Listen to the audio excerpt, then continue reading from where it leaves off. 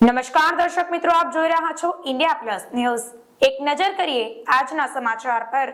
વડોદરા શહેર ખૂબ જ જૂનું અને જાણીતું શહેર છે। અહીં ખૂબ જ જૂની ઇમારતો પણ આવેલી છે। ત્યારે ગત અઠવાડિયે સરકારી ટેકનિકલ સ્કૂલનો એક ભાગ ધરાશાયી થયો હતો। ત્યારે ગત મોડી રાત્રે શહેરના માંડવી વિસ્તારમાં આવેલ જર્જરિત 3 માળની ઇમારત અચાનક ધરાશાયી થઈ હતી। જો કે આસપાસ કોઈ ન હોવાના કારણે મોટી જાનહાનિ ટળી હતી। બિલ્ડિંગ જમીન દોસ્ત થતા નીચે રહેલ એક કાર પર ઇમારતનો કેટલોક ભાગ પડતા કચ્ચર ઘાણ વળી ગયો હતો। વડોદરા શહેરમાં ગત મોડી રાત્રે વધુ એક જર્જરિત ઇમારત અચાનક ધરાશાયી થઈ હતી। શહેરના માંડવી સ્થિત બેંક રોડ ખાતે આવેલી 3 માળની જર્જરિત ઇમારતનો ભાગ અચાનક ધરાશાયી થયો હતો।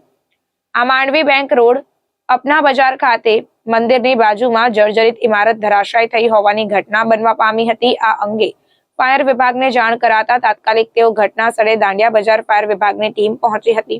સાથે જ વીજ પ્રવાહ ચાલુ હોવાથી વીજ કંપનીના કર્મચારીઓ પણ તાત્કાલિક દોડી આવ્યા અને વીજ પુરવઠો બંધ કર્યો હતો। આ ઘટનાને લઈને તાત્કાલિક પોલીસ પણ ઘટના સ્થળે આવી પહોંચી। આ બનાવમાં એકમાત્ર બાજુમાં પાર્ક કરેલ કારને વ્યાપક નુકસાન થયું છે।